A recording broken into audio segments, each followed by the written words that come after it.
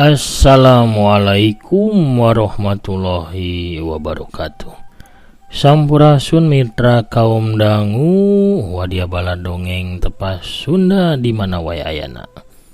Wilujeng wangi wilujeng patepang dangu deui para mancawar salam dunya anu mika memet dongeng Sunda. Urang riung mungpulung deui nya ngalangkungan udara dina channel tepas Sunda. Kumaha daramang sadayana? Alhamdulillah upami daramang manya. Mugi-mugi sadayana tetep aya dina ginanjar kawiljengan teu kirang sapapaosna, disehatkeun jasmani oge rohanina, dijembarkeun manahna, digampilkeun rezekina sarta ditebihkeun tina sagala rupi mara bahaya. Amin ya robbal alamin.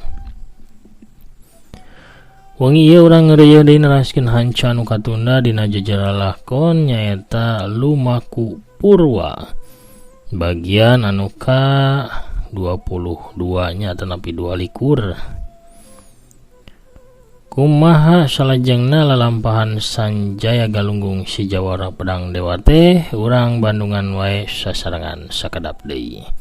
Kangge anu nembean manco nembean pisan ngadangukeun ieu dongeng mangga ulah asa-asa kantun di subscribe wae. Ditoel palebah tombol loncengna supados aya notifikasi upami akin raskeun hanca dongeng. Hatur nuhun ka sadayanan parantos subscribe, like, komen, oge nge-share dongeng-dongeng akinya. Boh ka medsos, grup WA, Facebook, Instagram, Telegram sareng anu sanesna deui. Nupalai gabung mangga karuntun klik dina selatan gabung nu aya di handapun subscribe nya atanapi anu palai cenah masihan saweran atanapi kadeudeuh mangga tiasa klik dina gambar eceng anu aya selatan terima kasih di handapun ieu video, digeser dina selatan playlist atanapi anu sanesna.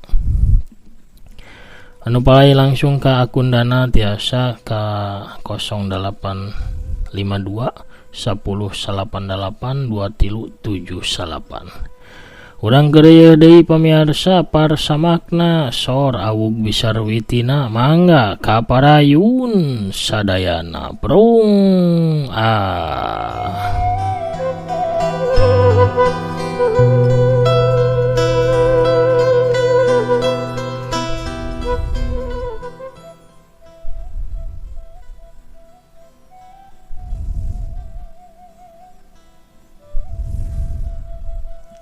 Dan maksudna datang ka dieu bari ngalumpuhkeun menak oyag murid kaula.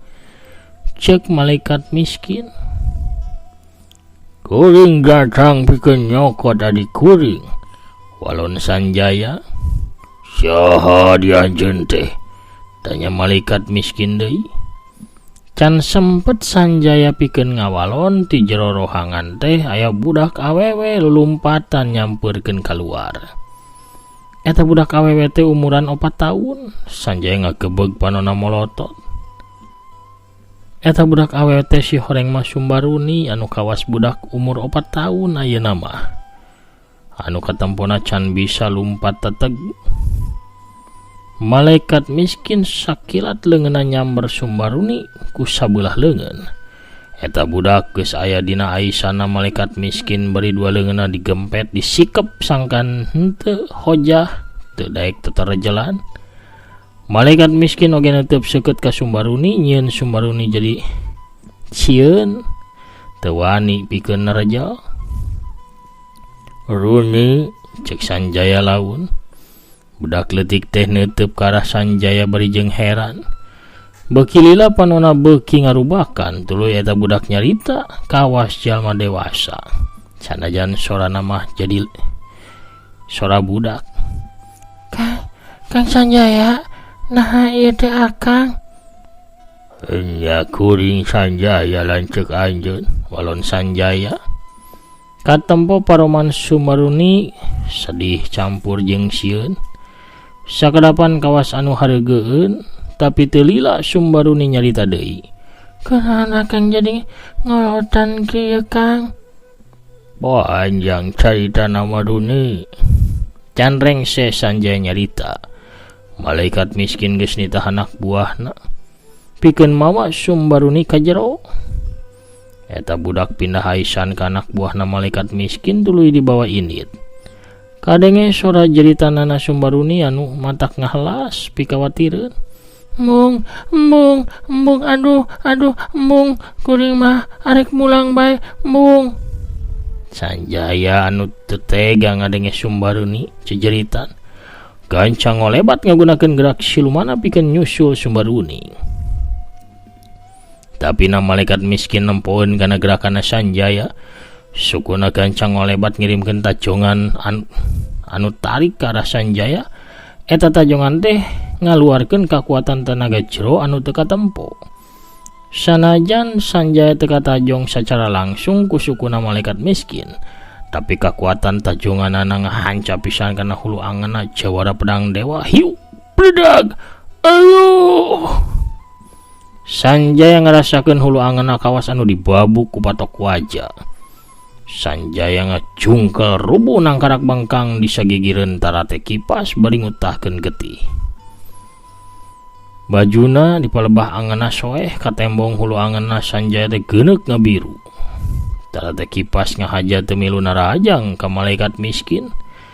Pikeun ngabuktikeun lamun manehna mangan saukur nganteur Sanjaya ka eta tempat. Kadenge malaikat miskin nyarita ka tarate kipas. Wawa indi teh jalma. Tong waga ka dieu samemeh mawa peso tanuk jurig milik kaula. Tapi ayang guru, lain manehna nu maling eta pusaka teh. Walon tarate kipas pangmelakeun ka Sanjaya. Naon anjeun. Ukur manehna nu kapanggih aya di wewengkon kakawasan kaula sawaktu eta peso leungit.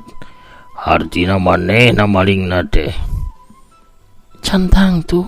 Menggeus. Ulana malang anjeun.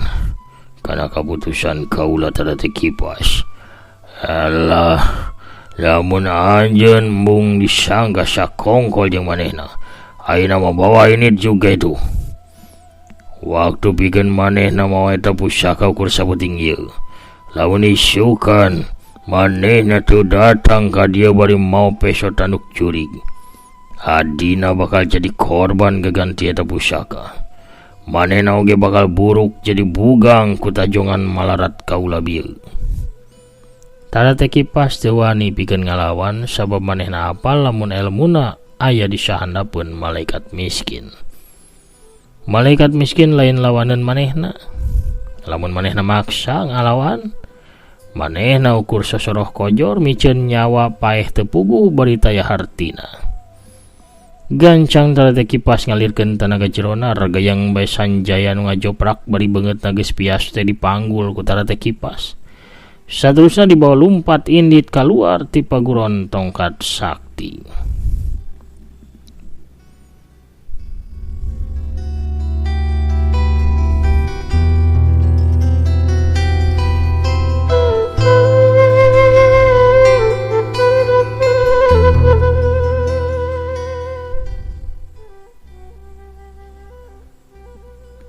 Sanggeus rada jauh ninggalkeun paguron tongkat sakti, tarate kipas nurunkeun Sanjaya di handapun hiji tangkal anu ieu. Sanjaya teu bisa dihudangkeun sabab awakna rengkang kaku hese bikeun digerakkeun. Tarate kipas nempelkeun dua dampal leungeunna kana beuteungna Sanjaya bari ngalirkeun hawa murnina, tapi kaayaan awak Sanjaya teu rubah. Sanjaya ukur bisa lancar nyarita. Waktu anjeun teh ukur sapeuting ieu pikeun neangan eta peso. Sara dibawa ka paguron tongkat sakti. Tapi na awak anjeun kawas kieu kena ku kakuatan tajongan malarat malaikat miskin. Nan anu rek dilakukan ku anjeun. Cek Tara Teh Kipas. Ulah wah kamikiran eta. Pangyokotkeun heula kujang kuring. Anu aya dina endong di cangkeng kuring. Walon Sanjaya. Tara Teh Kipas ngilikan cangkeng Sanjaya tapi teka tempo ayana naon. Endong naon anu dimaksud ku anjeun teh? Geuningan eueuhna naon dina cangkeng anjeun? Cek Tara Teh Kipas. Rampaan dina cangkeng belah kenca. Lamun karampa aya endong asupkeun bae leungeun anjeun kana jero endong sarta cabut kujang kuring.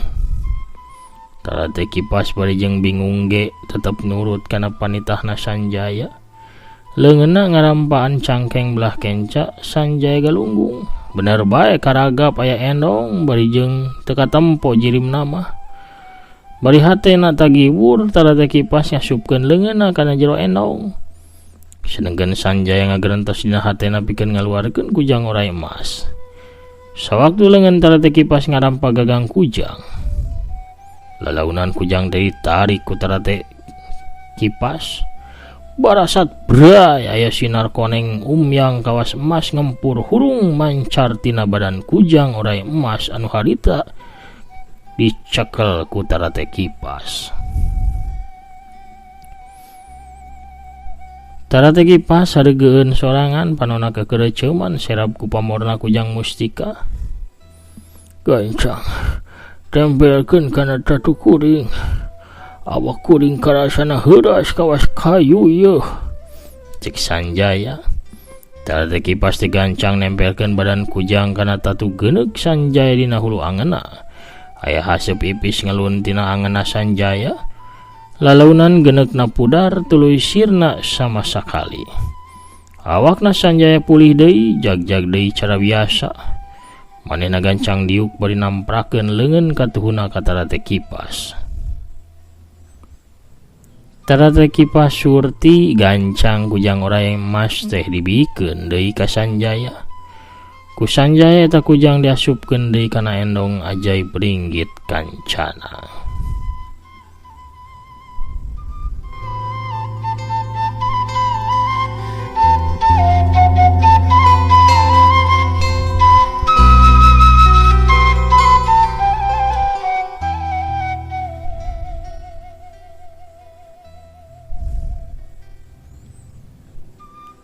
Hebat. Kujang sakti naon ngaranna eta teh? Tanya Tara Teh Kipas penasaran. Ngaranna teh kujang mustika oray emas. Paranti ngubarannya. Kujang oray emas salian dipakarang sakti bisa oge maruhkeun wisa atawa racun jahat. Sarta tatu anu parna akibat tenggelan sakti. Oge bisa pikeun ngamusnahkeun kutukan. Lamun gitu anjeun bisa jadi tabib sakti atuh atawa jadi dukun lepus. Cek Tara Teh Kipas bari nyengir. Sanjaya tengah walon ukur seri maur. Terus naon rencana anjeun saterusna? Tanya Tara Teh Kipas deui. Ya, malas jasa anjeun paling dia nugas nyelamatkeun nyawa kuring. Tapi kayaan kuring teh masih kawas aki-aki kieu. Enaha anjeun rek ka tempatan Nyai Sapulanang? Sanjaya nyawang kajauhna tuluy gogodag lalaunan. Wah kasigana mah. Kuring hayang deureuh heula di dieu. Sanjaya diuk. Tonggongna anu mimiti bongkok teh sabab terus ngolotan disarandekeun kana batang tangkal. Dua sukuna disolonjorkeun ka hareup panonna nyawang ka anggangna bari paromana katempo sedih. Eueuh kagumbiraan. Sedengkeun Tara Teh Kipas diuk di hareupeun Sanjaya. Tonggongna nyarande kana batu cadas anu aya lumutan. Sukuna ditilep duanana. Panonna neuteup ka Sanjaya anu nguyung bingung ku pilampaheun.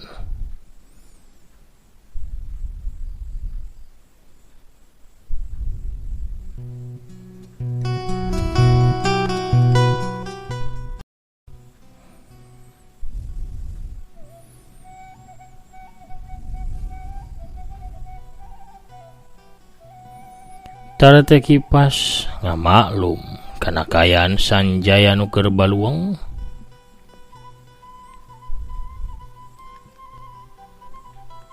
Leuwih hade urang teh nyalametkeun heula adi anjeun. Kuring mah teu tega ngadenge jumeritna anu pikasediheun. Budak teh nya geulis nya lucu, tapi anehnya di tanah kawas jalma dewasa. Cek tara teh Kipas.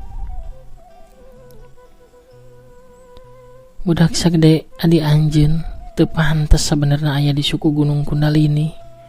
Teu pantes aya di pileuweungan kawas kieu. Saguduna anjeun teh ulah maksa mamawa budak saumur adi anjeun pikeun milu ngalalana jeung anjeun anu teu puguh tujuanana. Sabenerna mah ayana kami di Gunung Kundalini teh aya tujuan anu tangtu tara teh. Anu aya patula patalina jeung siletik runi eta, cek Sanjaya nyaritana anca lalaunan. Tujuan anu tangtu naon? Kami teh keur neneangan endog mata setan. Beungeutna tara teh Kipas sarita langsung cangkat. Paromana oge rubah sawaktu ngadenge Sanjaya nyebutkeun keur neangan endog mata setan. Ningali perubahan sikap tara teh Kipas kitu, Sanjaya gancang neuteup ka tara teh Kipas. Kami menang beja, lamun endog mata setan ayana di Gunung Kundalini.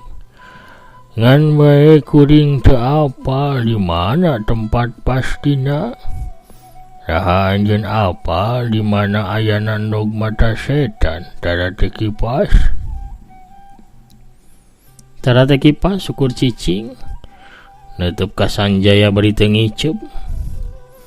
Sanjaya gancang nyarita deui. Lamun anjeun apal tulung bantuan kuring pikeun menangkeun endog mata setan. Sabab kami teh butuh pisan endog mata setan pikeun urusan anu penting kacida. Tara teh Kipas ngarahu tuluy seri ipis nemongkeun kempot pipina. Anjeun mah kawas budak leutik atuh, cek tara teh Kipas lalaunan. Naon maksud anjeun nyarita kitu? Pohokeun ngeunaan endog mata setan. Naha kuring teh butuh pisan ku endog eta teh tara teh. Panon anu halisna rada kandal teh neutup teleb ka Sanjaya. Pok nyarita deui. Endog mata setan mah eueuh. Eueuh kumaha maksud anjeun teh? Nya eueuh dikieuna, eueuh aslina. Endog mata setan ukur aya dina carita dongeng sasakala Gunung Kundalini anu remen dicaritakeun ku kolot-kolot baheula. Terus turun tumurun didongengkeun ku masyarakat anu aya di suku Gunung Kundalini. Jadi endog mata setan dengan saukur aya dina dongeng? Nya, ukur aya dina cerita dongeng. Anu bener cara teh Kipas. Bener, memang gitu kanyataanana. Ulah dituluykeun neangan endog mata setan mah. Sabab ukur aya dina dongeng anu sok dicaritakeun ku para indung pikeun panganteur sare barudakna. Mendingan ge neangan endog mata sapi bakal babari kapanggihna di warung-warung sangu ge loba. Sanjaya langsung ngaharuk alum. Tapi teu lilajung nangtung.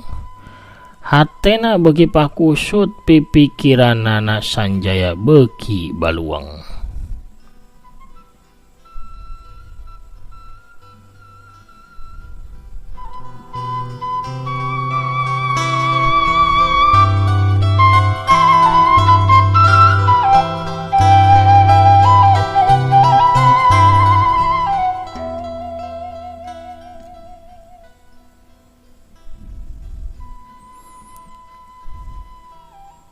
Dari salila ieu teh lalampahan aing eueuh gunana.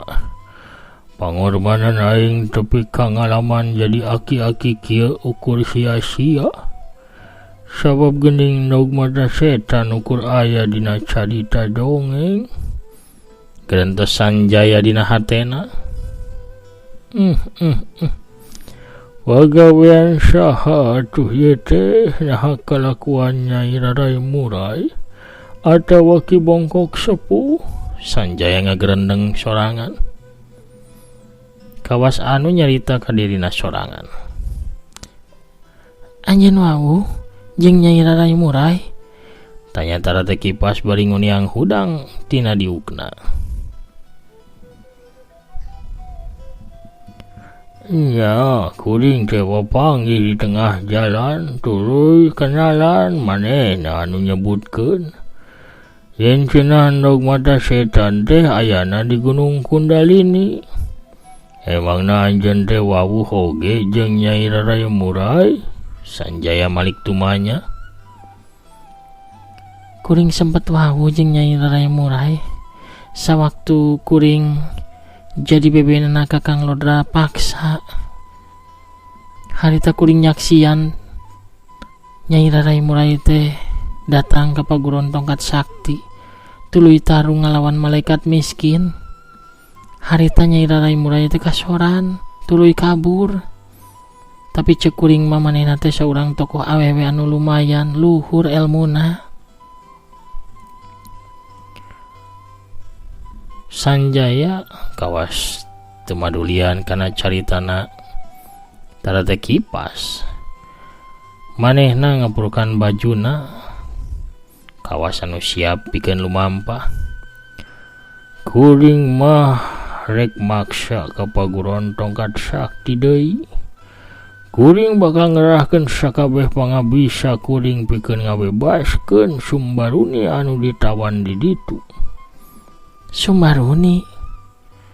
Lainna Sumbaruni mah tokoh kahot anu sakti urut pamajikan Jin Kasmad anu elmuna luhur.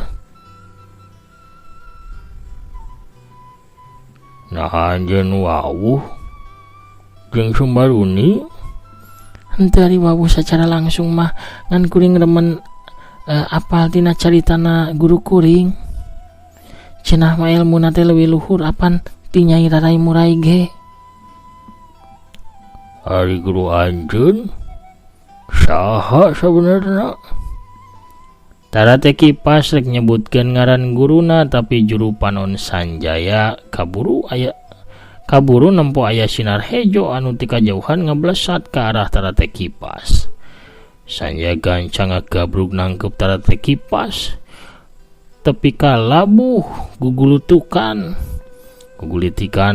patanggep duaan dina tade. Tara Teh Kipas sempat reuas manehan nyenta ka Sanjaya bari jeung teu puguh rasa. Nanaonan anjeun teh? Duar berdug kerekek brak kubrak. Tanggal kai beulah jadi sababaraha bagian kahanca ku sinar hejo. Aya jarang mah anu hayang nyilakakeun anjeun ti kajauhan ngabongohan narayang ku sinar hejo. Cek Sanjaya bari ngalepaskeun tangkepanana ka Tara Teh Kipas. Nya kuring ge nyaho. Walon Tara Teh Kipas bari tuluy nangtung deui ngajega masang kuda-kuda kitu oge Sanjaya cangkat pikeun hudang. Hasrat Sanjaya jadi hudang getihna surser mimiti panas deui sabab bieu sempat ngarasakeun haneutna awak Tara Teh Kipas. Tapi hasratna kaburu kalindih deui sabab perhatian Sanjaya jadi musir ke arah kencaeunana di mana harita aya seorang jalma anu ngolebat datang ka dinya. Jorelat kolebat jeleg seorang awewe geulis make jubah beureum. Bari papakaian jero nama ipis kacida mucung hul di dinya sada langsung sesentak. Biadab anjeun Sanjaya. Anjeun teu daek nyalurkeun hasrat anjeun ka kaula ku sabab meureun hayang sosonoana nyalurkeun ka awewe bangsat eta. Ulah sangeunana nuduh kajal manyai sapulanang. Nu ngawalon teh tara teh Kipas. Nu datang teh memang bener Nyai Sapulanang. Anu neneangan Sanjaya kokotetengan kaditu kadieu sabab kalengitan Sanjaya di imah kayuna.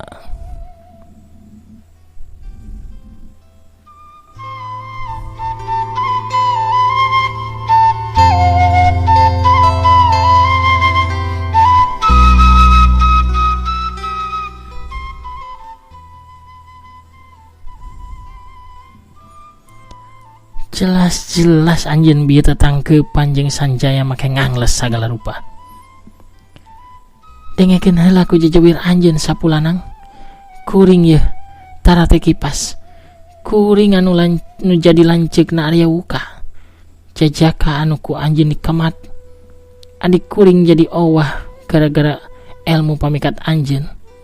Adik kuring tiwas maehan maneh sabab teu panggih deui jeung anjeun. Kuring lanceukna teu tarima. Anjeun kudu masrahkeun nyawa anjeun pikeun nebus nyawa adik kuring. Nyai Rarai Murai seuri sinis kawas anu nyapelekeun katara teh Kipas. Kaula teu paduli anjeun lanceukna Arya Wuka atawa lain. Pikeun kaula mah anjeun geus ngarebut Sanjaya mawa kabur ka dieu. Lalaki anu dipiharep mere katurunan ka kaula. Jadi teu perlu anjeun hayang ka nyawa kaula, justru kaula anu bakal nyabut nyawa anjeun. Ningali galagat teu hade anu bisa ngancam kasalamatan nyawa dua awewe geulis eta. Sanjaya gancang ngagejleng ka tengah-tengah. Turunkeun amarahan jeung Nyai, cek Sanjaya ka Nyai Sapulanang. Tuluy malik ka arah tara teh Kipas. Tunda heula dendam anjeun tara teh. Pikirkeun hal anu penting ngeunaan kuring, cek Sanjaya deui ka tara teh Kipas. Tara teh Kipas teh surti naon anu dimaksud ku Sanjaya, nyaeta manehna ulah waka narajang atawa maehan heula Nyai Sapulanang. Samemeh Sanjaya dibere ubar atawa cager tina racun gugah jalu. Tapina amarah dendam tara teh Kipas geus ngagugudug. Hese pikeun ditahan. Tahan heula nya, tahan heula, cek Sanjaya. Nya ieu narurut kainya tahan heula amarah teh atuh. Ulah waka gerlut, ulah waka tararung. Samemeh ieu jarajan awug ibi heula. Heuh. Ngadadak aya anu nyelengkeung nyarita. Atuh kabehan gancang ngalieu ka arah datangna sora. Breh kabireungeuh. Aya saurang awewe tengah tuwuh di samping jangkung make kabaya beureum. Leungeun kencana ngelek boboko, sedangkeun leungeun katuhuna nyeklan nyiru anu disuhun dina luhur sirahna. Nu datang teh taya lian, Nyai Sarwijem alias Sarwiti alias Bisarwenda. Wahara pamirsa. Kuno rojolna Bisarwiti urang cekapkeun heula dongengna dugi ka dieu.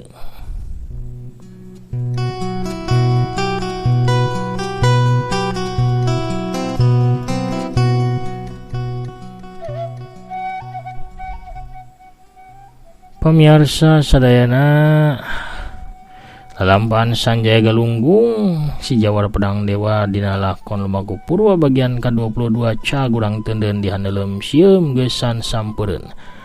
Urang tunda di hanjuang siang geusan alaeun, urang sampeur deui di bagian anu salajengna. Hatur nuhun ka sadayana para mitra kaum dangu di mana wae ayana. Anu parantos subscribe, like, komen, oge nge-share dongeng-dongeng akinya. Satya ngantosan ngarojong pedaran dongeng-dongeng aki. Panginten sakitu heula nu kapihatur. Akina amit mungkur heula. Assalamualaikum warahmatullahi wabarakatuh. Permios cag hanca.